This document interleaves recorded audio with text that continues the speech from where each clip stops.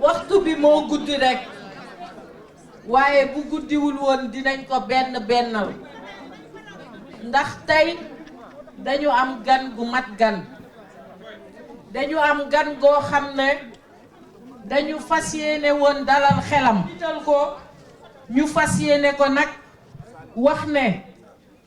gannaaw bam ñu sagalee ñaari yoon ndax nag bii mooy ñaareelu yoon muy ñëw Sicap ñu fas yéene woon dalal xelam ne ko mën nga dem ci yeneen commune yi fii moom dinañu rootaaleel la danañu liggéeyalaaleel te dam ko jar danaa ci ñëw balaa may wax dara maa ngi sant di gërëm suñu kilifa diine di ziar xalifu ñaseen bi nga xam ne dafa ñëw Dakar seet suñu di sant yàlla ci teewaayam di ñaan suñu borom ñaan yiñ fiy wàccee boobu ba léegi yàlla na ko suñu borom nangu koy sant di ko gërëm ci li mu wax ci Dakar dégg nañ ko bu baax a baax may ciy teg suñu imam yi les 18 imams de la commune de Sicap Liberté amuñu seen fay ndax bu seen président seen secrétaire général ak yeneen membre bureau yépp ak magu jàkk ji nga xam ne doyen Adi Wade moo leen fi toogal ñoom ñépp ñu ànd ñëw toog fii ñaanal ñu loolu dal na xel waaye loolu doyul ndax lépp lu ñu am ci imam rek dañu teew imam Pape Samba gi nii wax jim fi wax am solo lool ñu koy sant di ko gërëm ci taxawaayam ndax musul fàtte waa Sicap may sant di gërëm suñu délégué de quartier yi ndax ci suba ba léegi ñi ngi ak ñun ñoom ñëpp kenn manqué wul yéen tamit ñi ngi leen di sant di leen gërëm bu ma jógee ci ñooñu ma ñëw ci yéen ñi nga xam ne ñoo bokk liggéey bi ndax nag tey fii moom bu ma seet naa ba tàyyi kan laay jukki ci mbooloo mi ne ko maa ngi lay sant di la gërëm ci wuyu si bi ñu wuyu si mais ñu bokk liggéey bi rek laa fi gisal ñi nekk ci liste yi rek laa fi gis groupement yi nga xam ne ñoom rek ñoo wóolu président Macky Sall kenn desul nag kenn manqué wu moo tax tey ci turu mbooloo mii yépp fi toog du ma tudd ñaari tur laay tudd jàpp naa ne bu ma tuddee ñaari tur yooyu muy ñun waa APR muy coalition Benno Bokk Yaakaar muy ñun ñi fi toog ñëpp yóbbaale nañu kenn ki mooy Sana Camara mi ngi fii toog bu ma ko tuddee yaakaar naa ñëpp mën nañ ci gis seen bopp ki ci des mooy présidente Maram Gueye bu ma ko tuddee ñun ñëpp mën nañ ci gis suñ bopp kon tey ci seen tur ñoom ñaar nuyu naa leen sant naa leen gërëm naa leen yéen ñëpp may beral loxo nag waa COJER te seen coordonnateur ne fi muy Maodo Malick Ndiaye ndax nag bi dara doonul dara COJER a njëkk taxaw xaacu ne madame la ministre yaay suñu candidat kon maa ngi nuyu waa COJER di leen beral loxo ma ñëw également ci président Macky Sall ndax lu jiig njaag mooy njaag moo ñu tànn ci suñu biiri morom ñu koy sant di ko gërëm mais may waxaat fii solennellement ne liggéey bi important boo xam ne défi yi yaatu na yaatu boo xam ne kuñ ci jiital rek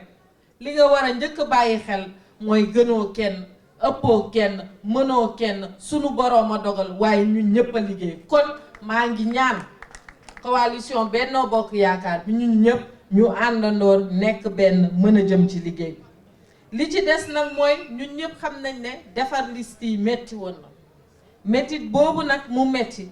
faw ñi nga xam ne dañu bàyyi ñeneen ñi dugg ñu sant leen gërëm leen mais comme ni ma ko waxee rek fu kenn nekk rek mën na yóbbaale ñëpp kon tey liste Sicap bii ñu am na Sicap yépp xam ne seen liste la Sicap yépp xam ne ñoom ñoo ko bokk rawatina bi nga xamee ne ci téeméer ak ñaar fukk collectivité yu nekk Sénégal benn rek la ci ñaari jigéen jiite Sénégal ba mu daj liste yi fi ne yépp suñu bennum liste bi la ñaari jigéen jiite loolu yaakaar naa lu am solo loolu bëggoon naa ko wax balaa may ñëw nag ci délégation bi nga xam ne moo ànd ak suñu gan gi ñu mën ci ràññee le directeur de campagne le docteur Malick Diop, ràññee ci honorable député Badou Diouf,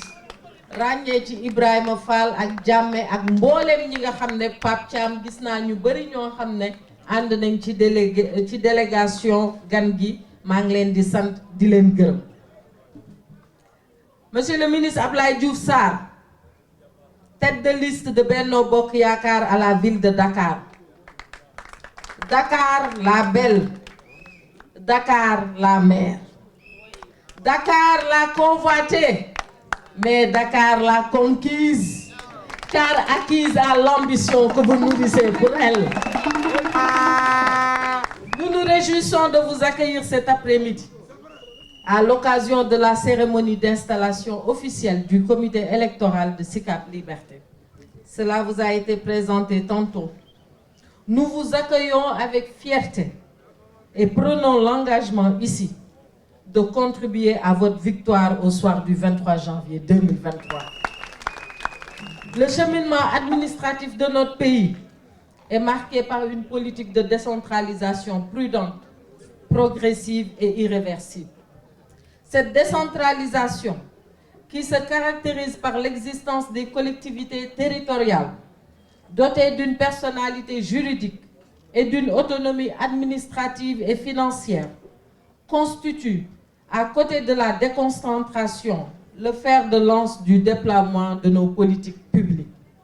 Ces collectivités territoriales, au regard de leur importance, se sont vues dotées de réelles compétences transférées par l'État afin qu'elles puissent impulser durablement le développement local. Il faut dire, parmi ces collectivités territoriales du Sénégal,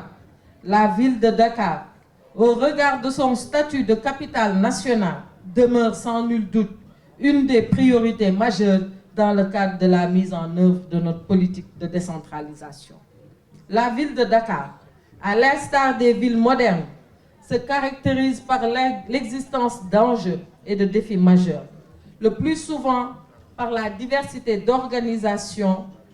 qui ont, la plupart des cas, des objectifs différents. Il faut dire que le premier enjeu du développement de la ville de Dakar est de faire de cette diversité une force capable de la tirer vers l'émergence.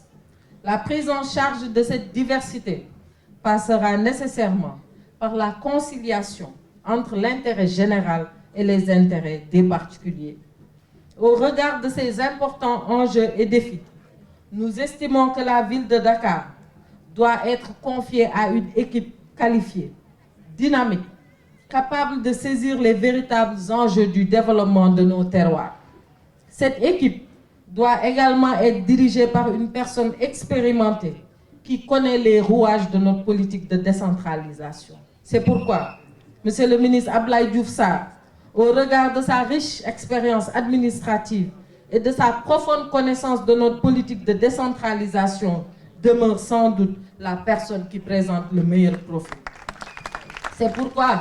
Monsieur le ministre, je suis persuadé,